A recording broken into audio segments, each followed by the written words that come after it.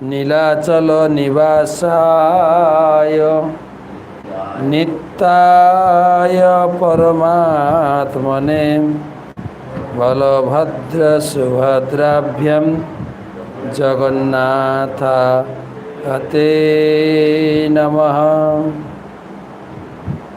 জয় শ্রীকৃষ্ণ চৈতন্য প্রভু নিত্যানন্দ শ্রী অদ্বৈত গদাধর শ্রীবাসদি শ্রী গৌরভক্তবৃন্দ।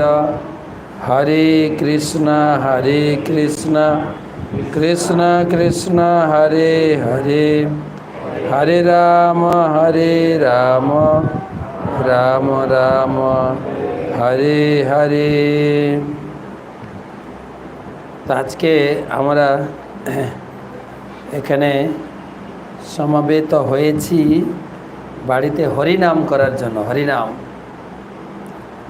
এবং আমরা জগন্নাথ সম্বন্ধে কথা আলোচনা করব।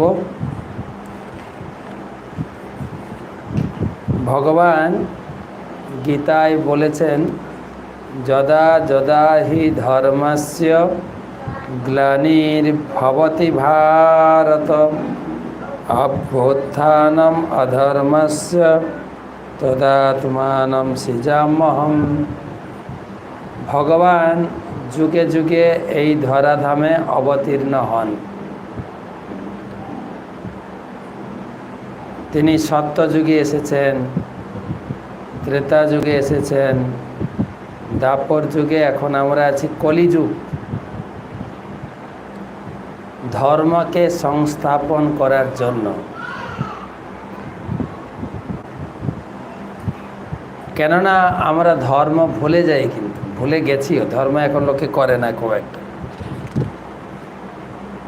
ধর্ম মানে হচ্ছে ভগবানের সেবা করা। ভগবান এই জগতে পাঠিয়েছেন। যতদিন ভগবান থাকার অনুমতি দেবেন ততদিন থাকতে পারবো আমরা।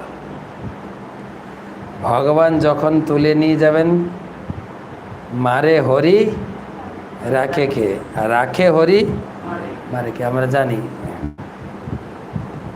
হরি আমাদেরকে পাঠিয়েছেন এবং হরি আমাদের শরীরে আছেন।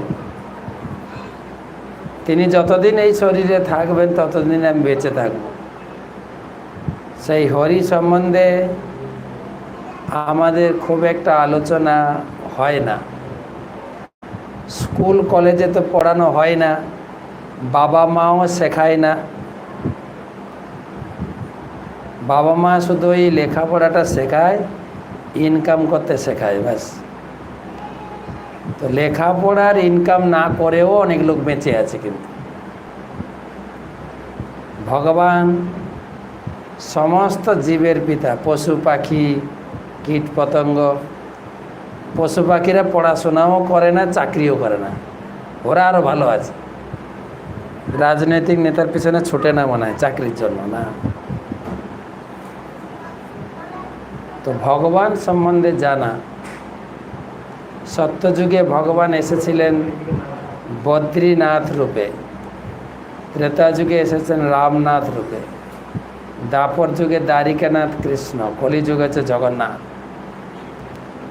এই জগন্নাথ মানে জগতের নাথ, জগতের স্বামী, তিনি হচ্ছেন জগন্নাথ।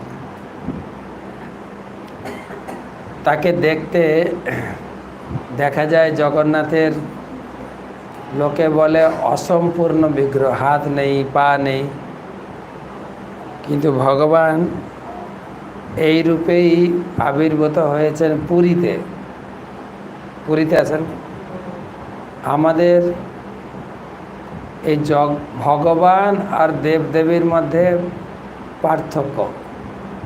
সমস্ত দেবদেবীরা ভগবানের ভক্ত। জগন্নাথ পুরীতে রয়েছে। জগন্নাথ এই কবে যে এখানে আবির্ভূত হয়েছেন তার কোনো বর্ণনা পাওয়া যায় না। তবে ইন্দ্রদ্যুম্ন মহারাজ তিনি জগন্নাথকে প্রতিষ্ঠা করেছেন। ইন্দ্রদ্যুম্ন মহারাজ তিনি এই মন্দির বানিয়েছেন জগন্নাথ পুরী মন্দিরে। সে মন্দির এখন নেই। বর্তমান যে মন্দির চোর গঙ্গদেব তৈরি করেছেন, যে পুরীতে মন্দির আছে, এখন 1200 বছর চলছে এই মন্দির। তার আগে ইন্দ্রদ্যুম্ন মহারাজ এই মন্দির তৈরি করেছিলেন। তিনি মন্দির তৈরি করে তার স্বপ্নাদেশ হয়েছিল যে তুমি সমুদ্রে স্নান করবে, সমুদ্রে 3টি কাঠ ভেসে আসবে, কাঠ। সেই 3টি কাঠ দিয়ে তুমি আমার ঠাকুর তৈরি করবে, বিগ্রহ তৈরি করবে। তো 3টে বিগ্রহ তৈরি করা হয়েছে, জগন্নাথ, বলদেব, সুভদ্রা। দাপর যুগে কৃষ্ণ, বলরাম আর সুভদ্রা জগন্নাথ, বলদেব, সুভদ্রা রূপে এসেছেন। তো জগন্নাথ বিগ্রহ তৈরি হয়েছে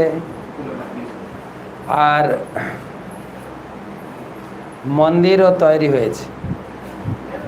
এবারে বিগ্রহ প্রতিষ্ঠা করার জন্য তিনি ব্রহ্মাকে আমন্ত্রণ করতে গেলেন। ব্রহ্মা হচ্ছে ব্রাহ্মণ।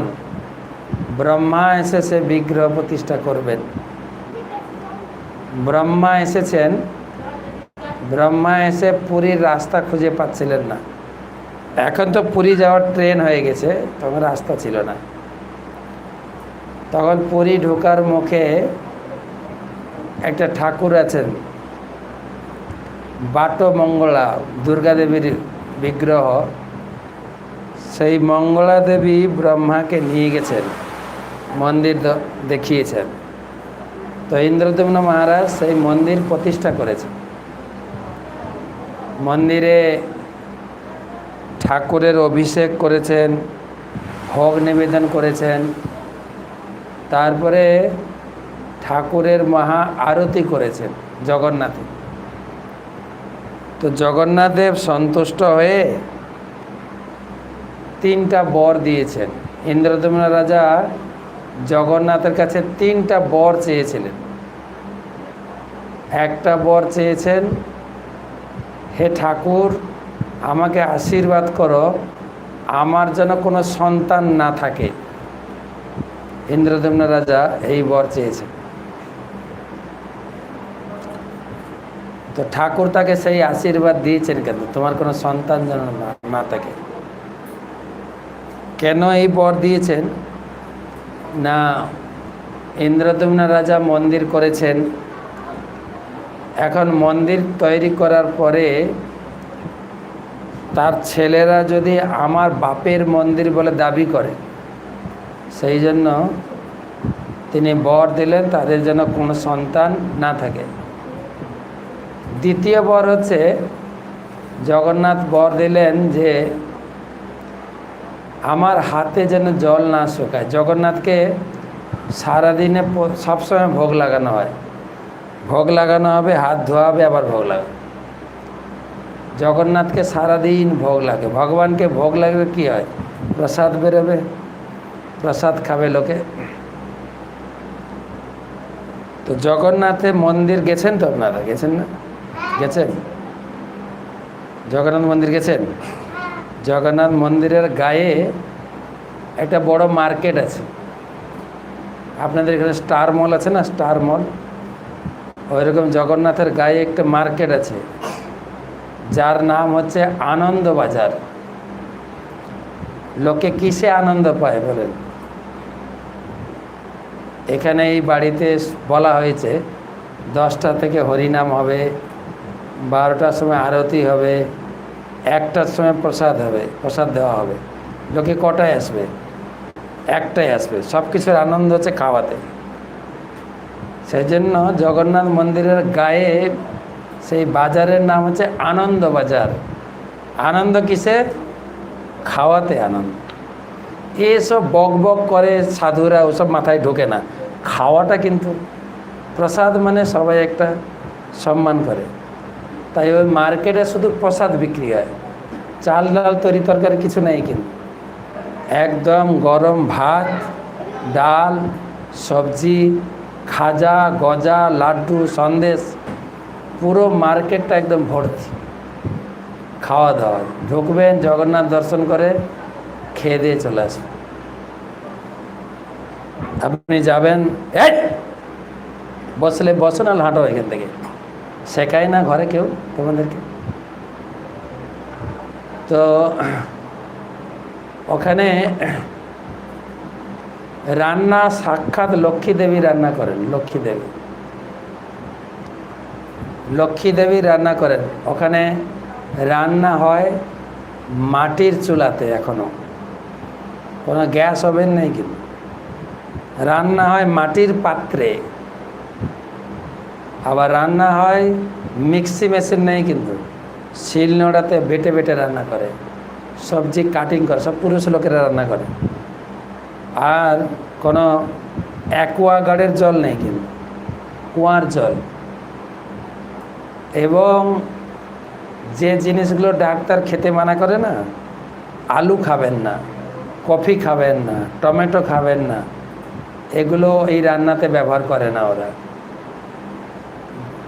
বাঁধাকপি, ফুলকপি, আলু, টমেটো এগুলো ব্যবহার হয় না ওখানে, মানে শুদ্ধ খাবার। আর ওই কষে রান্না হয় না, কিন্তু একদম এক একটাও প্রিপারেশন, মশলা মাখিয়ে হাঁড়িতে পরিমাণ মতো জল দিয়ে বসিয়ে দেওয়া হয়, লক্ষাধিক লোকের রান্না হয়। আর সে রান্না করার পরে সমস্ত কিছু ভগবানকে ভোগ নিবেদন করা হয়। আমাদের মতো যে আমরা ঘরে রান্না করি, আমরাও ঠাকুরকে ভোগ লাগাই। কিভাবে ঠাকুরকে ভোগ লাগাই? আমরা তো খাই ভালো মন্দ, সকালে থাকবে নাস্তা, ব্রেকফাস্ট, দুপুরে লাঞ্চ, বিকালে টিফিন, রাত্রে ডিনার। আর ঠাকুরের জন্য একটা ছোট্ট কলা আর বাতাসা লোকে ভোগ লাগায়। আর ওখানে যা রান্না হবে সব অন্ন, ডাল, সবজি, বেসর, মিঠা ডালি, খিচুড়ি, অড়ুয়া, সব রান্না, সব যা হবে ভগবানকে ভোগ নিবেদন করা হবে। একবার লক্ষাধিক লোকের রান্না হয়, দিয়ে বাজারে বিক্রি হবে, বাজারে। আর সেই প্রসাদ খাওয়ার জন্য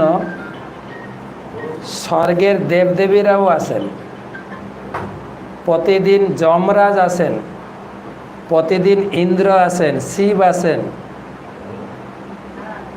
একদিন যমরাজ এসছেন। যমরাজ আছে বলে আমরা জানি তো, যম আছে জানো তো, যম বলে একজন ব্যক্তি আছে। যম ঠিক সুপ্রিম কোর্টের লোকের মতো, যম ভালো মন্দ বিচার করে যারা। তো যমরাজ প্রতিদিন আসেন জগন্নাথের কাছে প্রতিদিনের রিপোর্ট দিতে। যে আজকে কত লোক নরকে এসছে, কত লোকের বিচার হয়েছে, এবং কত লোককে সাজা দেওয়া হয়েছে, কত লোককে স্বর্গে পাঠানো হয়েছে। এই যমরাজ তার হিসাব নিকাশ পেমেন্ট করেন জগন্নাথের কাছে। যমরাজ কখন আসেন? রাত্রি মন্দির বন্ধ হওয়ার পরে। আমাদের যেরকম দিনের বেলা আমরা কত পোশাক আশাক পরেছি, রাত্রেবেলা যখন শুতে যাব পোশাক টোশাক খুলে দিয়ে নাইট ড্রেস পরব। মন্দিরেও তাই, ভগবানকে কত সুন্দর সাজানো আছে। রাত্রে যখন ভগবানকে শয়ন দেওয়া হবে পোশাক সব খুলে দেওয়া হয়। কিন্তু জগন্নাথ পুরীতে ভগবানকে রাত্রে শয়ন দেওয়ার সময় আরও বেশি ড্রেস পরানো হয়, বেশি। কেন? দিনের বেলা তিনি এই জগতের লোকদের দর্শন দিয়েছেন, রাত্রে দেবদেবীরা আসবেন দর্শন করতে। সেই জন্য ভগবানকে আরও গর্জিয়াস ড্রেস পরানো হয়, গর্জিয়াস ড্রেস। যমরাজ এসেছেন, মন্দিরের ভেতরে গেছেন না, গরুর স্তম্ভ আছে, দেখেছেন? গরুর স্তম্ভ, যেখানে গরুর দেব আছেন। তো ওখানে একটা টুনটুনি পাখি বসে আছে। তো যমরাজ দেখছেন পাখিটার দিকে তাকিয়ে, যেই পাখিটার এখনই মৃত্যু আছে, সে জগন্নাথ মন্দিরে আছে, তাহলে মরবে কি করে?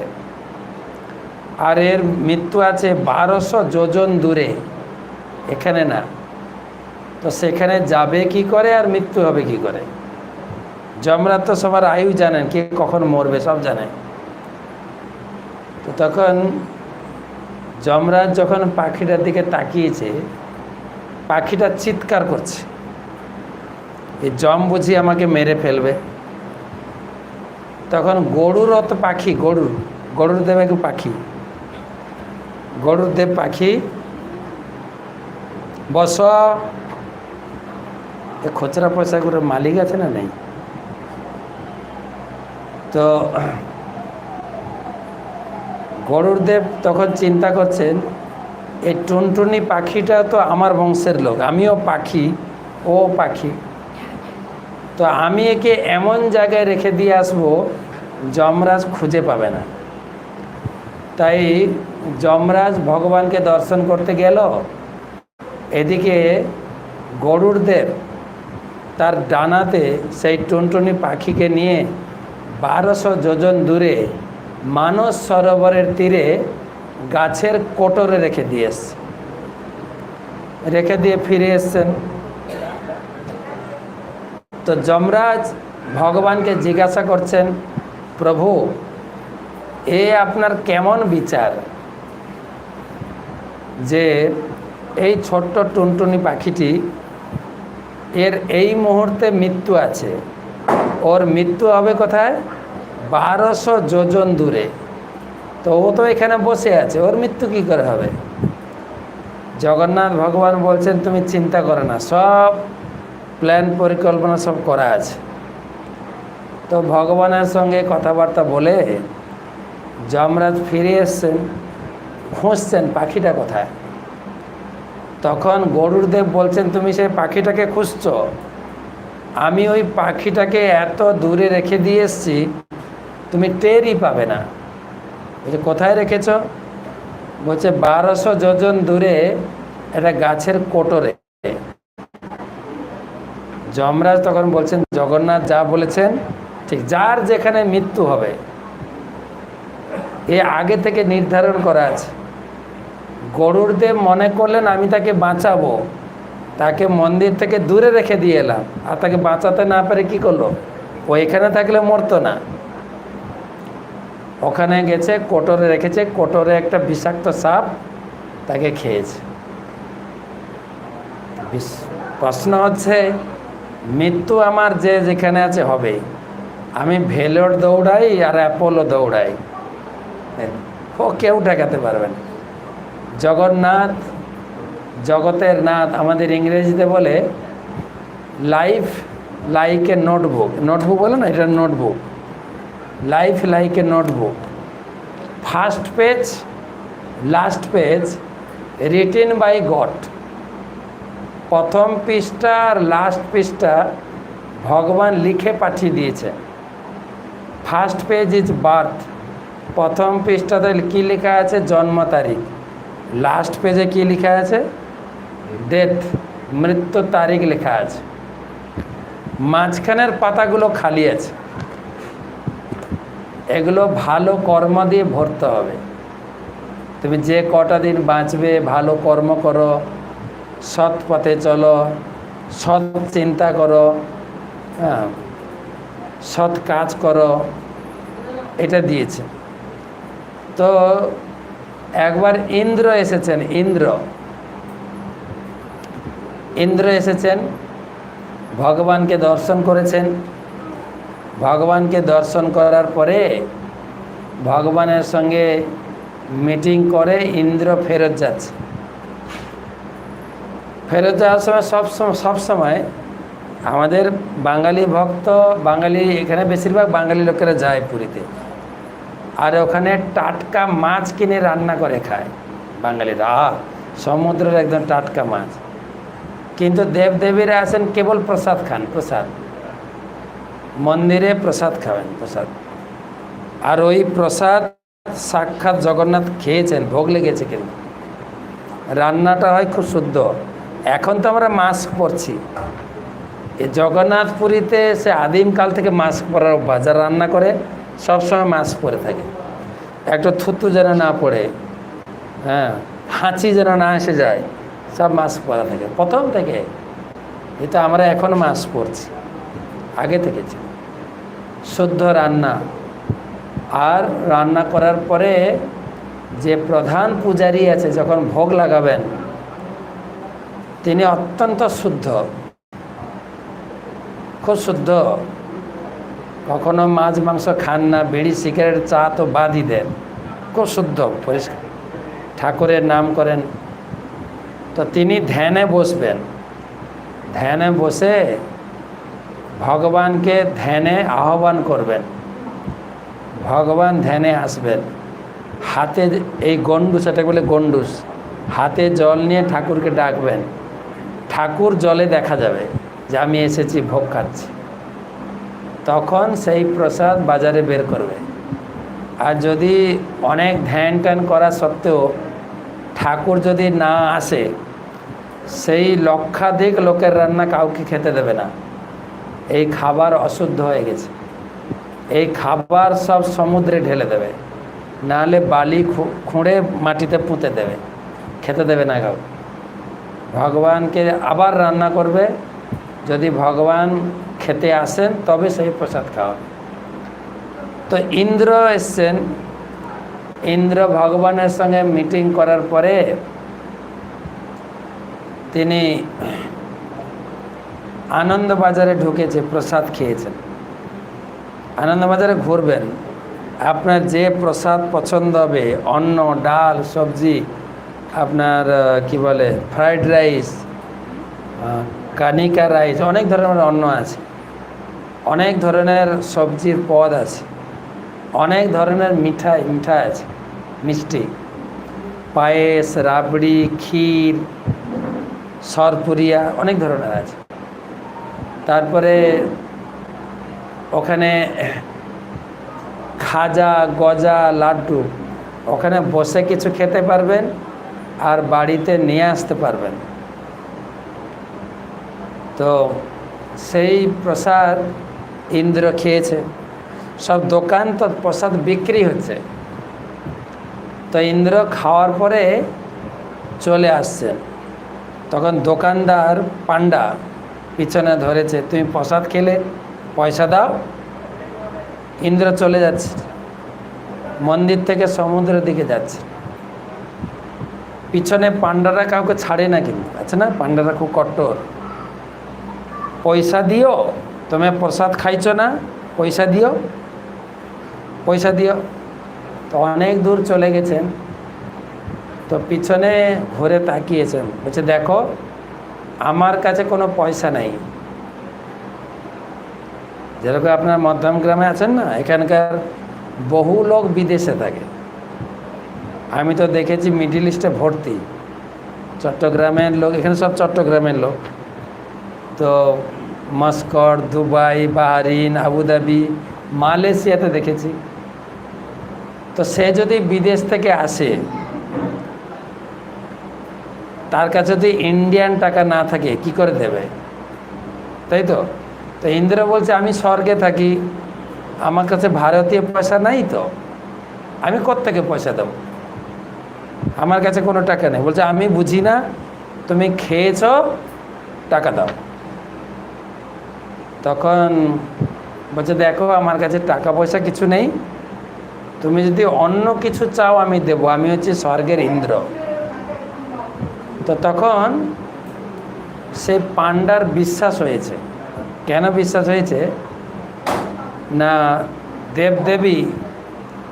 দেবদেবীরা এই মাটিতে চলেন না, দেবদেবীদের পা মাটিতে ঠেকে না, নারদ মুনির পা মাটিতে ঠেকে না, তারা বাতাসের উপরে চলে। মাটিতে আমরা চলি যারা আমরা পাপী, আমাদের পা ঠেকে, দেবদেবীদের পা ছায়া পড়ে না। তখন ওর বিশ্বাস হয়েছে যে নিশ্চয়ই ইন্দ্র। তো ইন্দ্রর ইন্দ্র কোন দেবতা? ইন্দ্র কিসের দেবতা? ইন্দ্র রেন গড বলে, রেন গড, বৃষ্টির দেবতা। এই যে বৃষ্টি কখন হবে না হবে ওনার আয়ত্তে আছে কিন্তু।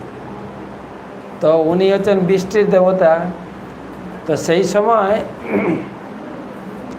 পুরীতে অনেক দিন ধরে বৃষ্টি হয়নি, অনেক দিন ধরে খরা হয়ে গেছিল। তখন সেই পান্ডা বলল, তাহলে ঠিক আছে, তুমি আমাকে আশীর্বাদ করো এই পুরীতে যেন বৃষ্টি হয়। তখন বলছে ঠিক আছে, আমি তোমাকে একটা মন্ত্র দেব, সেই তোমার যখন বৃষ্টি দরকার তুমি মন্ত্রটা পাঠ করলেই বৃষ্টি হবে। তো তাকে মন্ত্র দিয়েছেন, মন্ত্র দেওয়ার পরে ইন্দ্র চলে যাচ্ছেন। তো তার পিছনে পিছনে পান্ডা যাচ্ছেন। ইন্দ্র কত দূর যায়, যেতে যেতে সমুদ্রের তীরে পৌঁছালো। সমুদ্রের তীরে রথ এলো, রথ, ইন্দ্রের যে রথ, রথে উঠে ইন্দ্র চলে গেলেন স্বর্গে।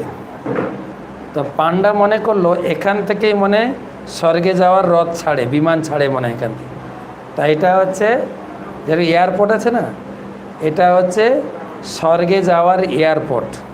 তাই এই জায়গাটার নাম রাখলেন স্বর্গদ্বার। নাম শুনেছেন? পুরীর যে সমুদ্র তীরের নাম হচ্ছে স্বর্গদ্বার, সেখানকার নামকরণ হয়েছে এই জন্য। তো সেই প্রসাদ ইন্দ্র এসে খেয়েছেন, যমরাজ আসেন সেই প্রসাদ খেতে। ত্রিভুবনে জগন্নাথের প্রসাদান্ন ত্রিভুবনে করে মান্য প্রসাদ।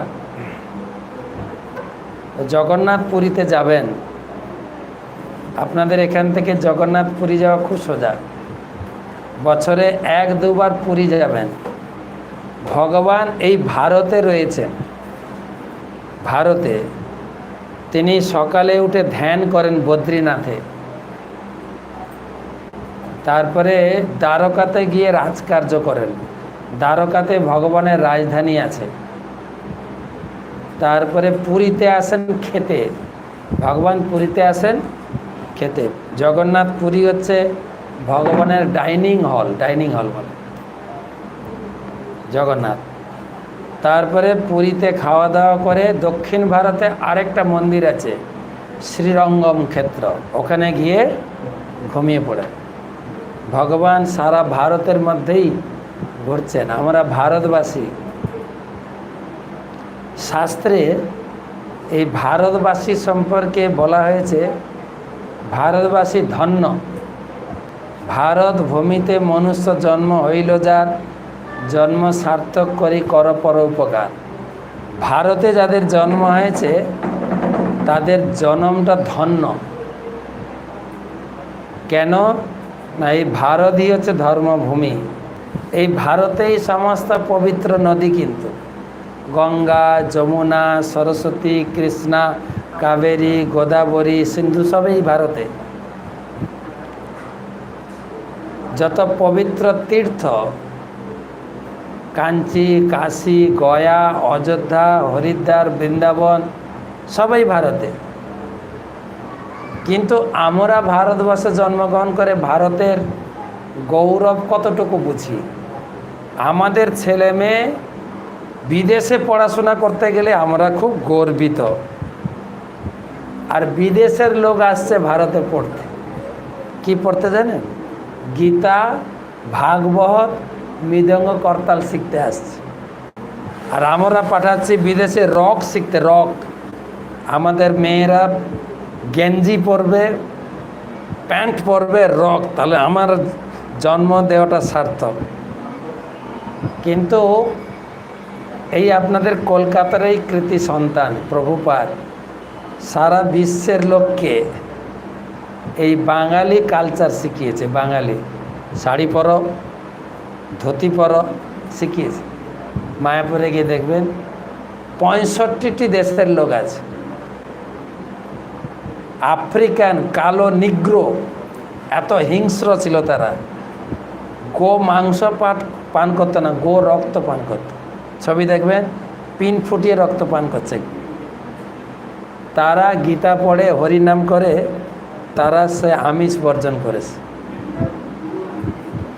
আফ্রিকান লোক, আমেরিকান লোক, চাইনিজ লোক, চাইনিজ লোকে বিখ্যাত হচ্ছে খাওয়া দাওয়াতে। কি না খায় ওরা, তারা বলে আকাশে যা উড়ে, উড়োজাহাজ ছাড়া সব খায়, মাটিতে যা চলে গাড়ি ঘোড়া ছাড়া সব খায়। এত কাঁচা পোকাগুলোকে তো রসে ডুবিয়ে খাচ্ছে।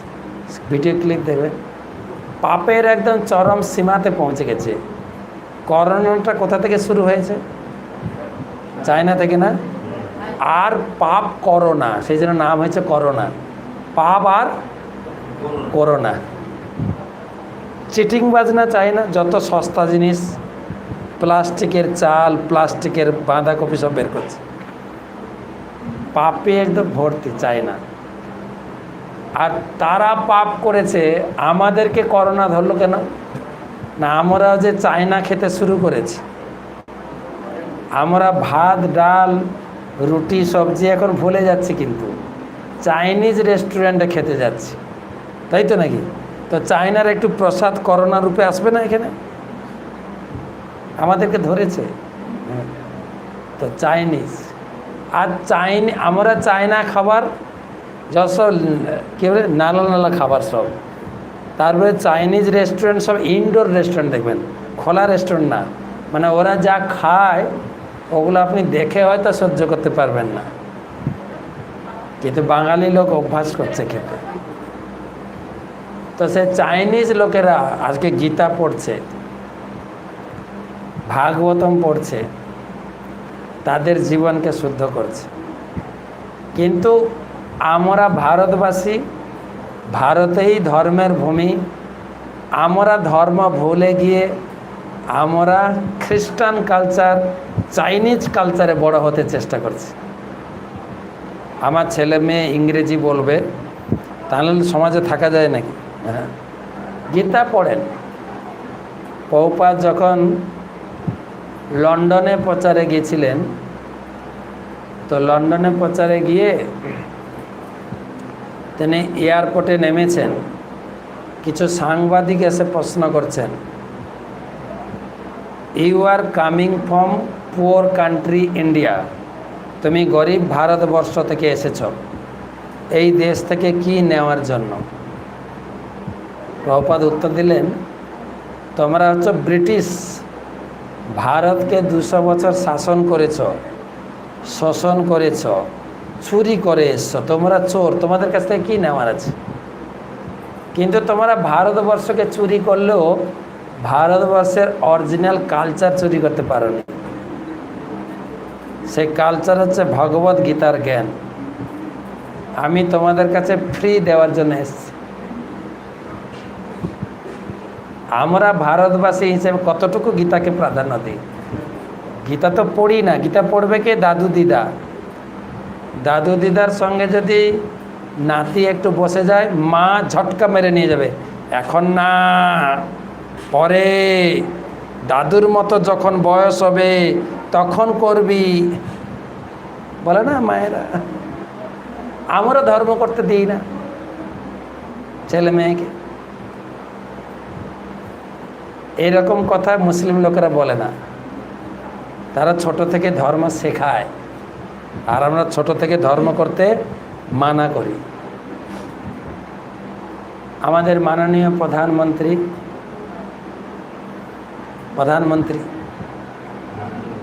তিনি বিদেশে গিয়ে যখন লেকচার দেন, দেখবেন আমি আপনাদের দেশের রাজা বা মন্ত্রীকে গিফট দেওয়ার জন্য একটা গীতা নিয়ে এসেছি। গীতা মানে লেকচার শুনবেন, আমি একটা গীতা নিয়ে এসেছি। আমি মনে করি আপনাকে গিফট দেওয়ার মতো ভারতবর্ষের এটা হচ্ছে সর্বশ্রেষ্ঠ উপহার।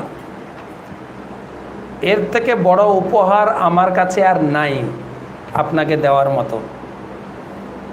আর এটাও ঠিক, আপনার মতো ব্যক্তি ভারত থেকে এর থেকে বড় উপহার পাওয়ার কিছুই নাই আপনার কাছে। গীতাটি গ্রহণ করুন। গীতা, গীতাকে অনেক লেকচার শুনবেন।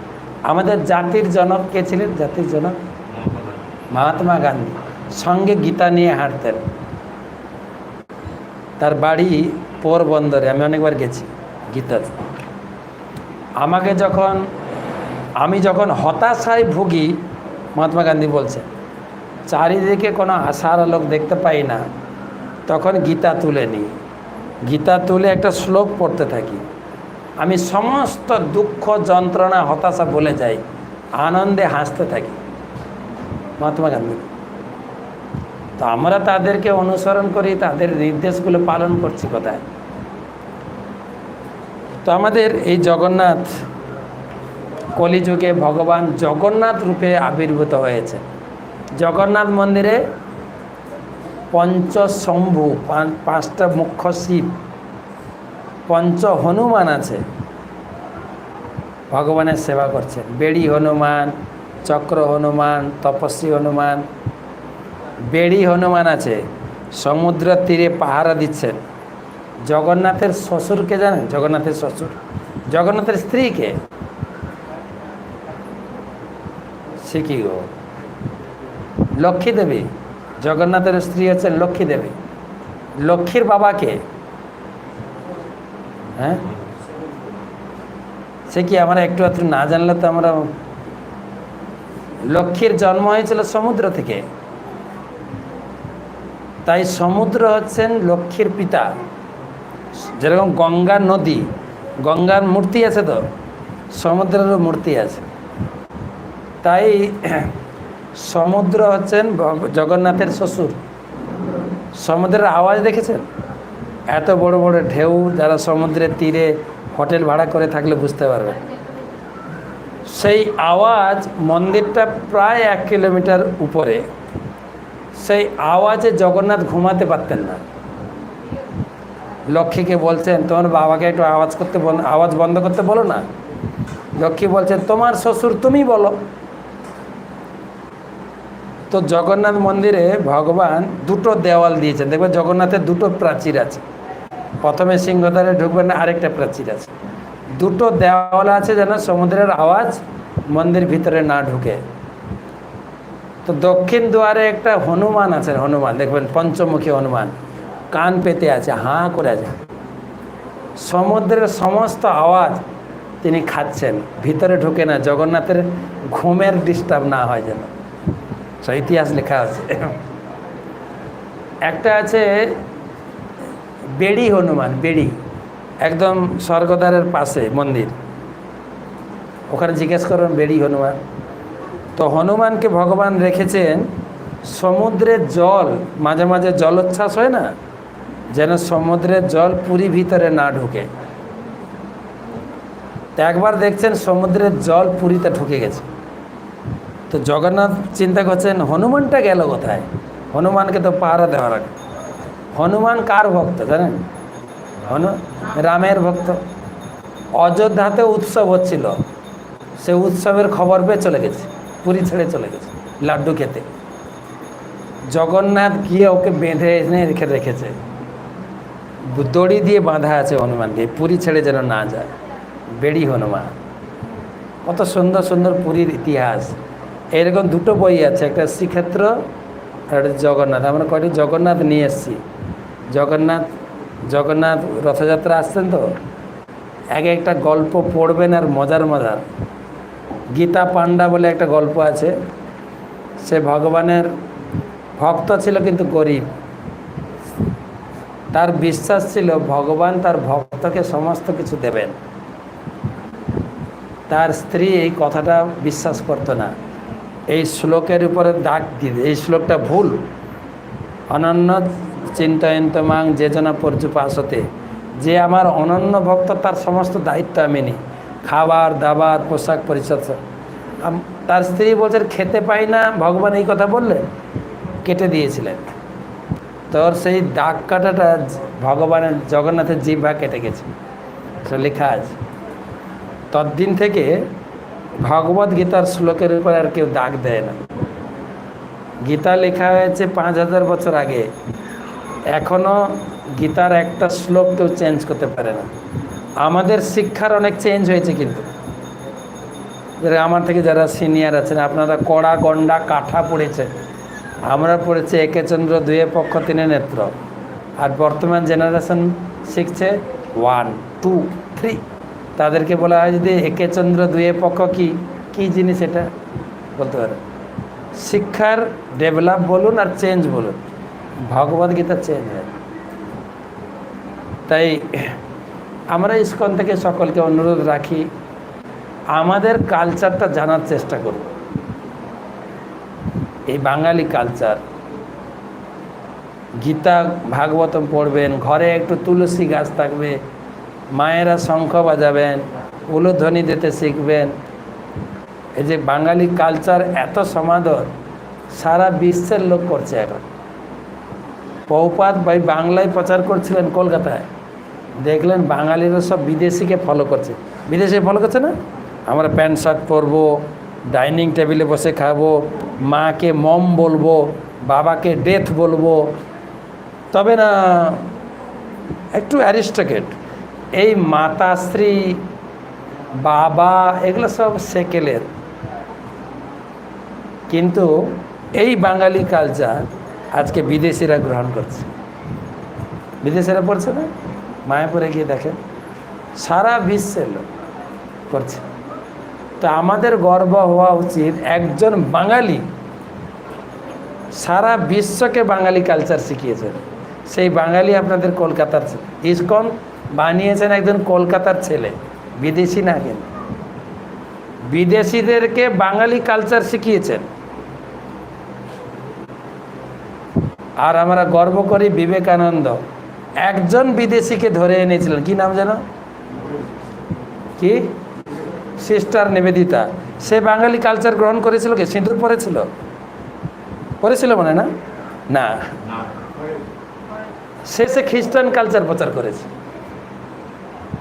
এটা মাত্র নাই, সবাই ওকে চেনে। কিন্তু শিল প্রভুপাদ ইসকন প্রতিষ্ঠাতা আচার্য লক্ষ লক্ষ নিবেদিতাকে নিয়েছেন, তাদেরকে সিঁদুর পরিয়েছেন, তিলক পরিয়েছেন, মালা পরিয়েছেন। তাকে কে চেনে? আপনার কলকাতারই লোক। তো ইসকনের সেই প্রভুপাদের এই বছর হচ্ছে 125তম তার জন্মবার্ষিকী পালন হচ্ছে সারা ইসকনে। তা আপনারা মায়াপুরে অনেকে এসছেন, আসবেন, বাঙালি কালচারকে গ্রহণ করুন, গীতা পড়ুন। আর সহজ সরল এই গ্রন্থগুলো পড়লে জগন্নাথ সম্পর্কে আমরা জানতে পারবো, ভগবান সম্বন্ধে ধারণা হবে। আর আমরা বলি না ভগবান আবার কে, ভগবান আমার জন্য কি করেছেন। বই পড়লে বুঝতে পারবেন ভগবান কি দিয়েছেন আপনাকে, কি দিয়েছেন। আমরা যা কিছু এই জগতে পেয়েছি, আপনি বলবেন আমি চাকরি করি, আমি নিজের পায়ে দাঁড়িয়ে চলি। ওই নিজের পায়ে দাঁড়িয়ে আছো ভগবানের কৃপায়। ভগবান শরীর থেকে চলে গেলে তুমি নিজের পায়ে দাঁড়াতেও পারবে না, ভোটে দাঁড়াতেও পারবে না। সুতরাং গীতা পড়ুন, গীতা ভাগবত, নিজের কালচারকে জানুন, বিশ্বের দরবারে মাথা উঁচু করে বাঁচুন। আমরা ভারতবর্ষের লোক, আমার কারোর কাছে মাথা নত করি না, জানি না বলে মাথা নত করি। কিন্তু প্রভুপাদ সমস্ত লোককে ভারতবর্ষে মাথা নত করিয়েছে। আর আমরা মুখে বলি ইন্ডিয়া ইজ গ্রেট, মেরা ভারত মহান। কোথায় লিখি? বাসের পিছনে, লরির পিছনে, সামনে লিখে না ভয়ে। আমরা গরিব, আমাদের টেকনোলজি নেই, আমাদের শিক্ষা নেই, আমরা কি করে মহান হলাম? কিন্তু যিনি শাস্ত্র পড়বেন তিনি জানবেন ভারত সত্যিকারের মহান। সারা বিশ্বের একজন গুরু হয়েছেন এই কলকাতার স্বনামধন্য ভূমিপুত্র প্রভুপাদ। তার নাম ছিল অভয়চরণ দে, তার বাবার নাম ছিল গৌরমোহন দে, তার ছিল কাপড়ের ব্যবসা মহাত্মা গান্ধী রোডে, এখনো আছে। তিনি সারা বিশ্বে গুরু হয়েছেন। আর আমরা তো সারা বিশ্বে গিয়ে ভিক্ষা মাগি। ভিক্ষা মাগছেন না আমাদের দেশের নেতা মন্ত্রীরা? সারা বিশ্বকে বলছেন শিল্প দাও, টেকনোলজি দাও। দিদিও ভিক্ষা করছে, দাদাও ভিক্ষা করছে, করছে না? কয়েকদিন আগে আমাদের ভারতের রাষ্ট্রপতি ছিলেন, কি নাম, প্রাক্তন বাঙালি রাষ্ট্রপতি প্রণব মুখার্জি, বাহারাইনে গিয়ে ভিক্ষা চাইছেন, আমার কিছু অর্থ দিন। আর আমরা বাহারাইনকে গিয়ে পচাবে, বাহারাইন যাবো 14 তারিখে। এই বাড়ির প্রভু তো বাহারাইনে থাকেন, বাহারাইন। আমরা গিয়ে ওদেরকে প্রিচিং করে, গীতা পড়ো, মাথা নেড়া করো, ভিক্ষা করতে কেন যাব? আমরা হচ্ছি সারা বিশ্বের গুরু। তাই কালচার জেনে আমরা মাথা উঁচু করে বাঁচব, সারা বিশ্বের সঙ্গে লড়াই করে বাঁচব যদি কালচারটা জানি। কালচার তো সবাইকে ধন্যবাদ। বই আছে কি এগুলো? দেখো, জগন্নাথ বই কেউ যদি নিতে চায়। শ্রী জগন্নাথ বলদেব সুভদ্রা মহারানী কি জয়।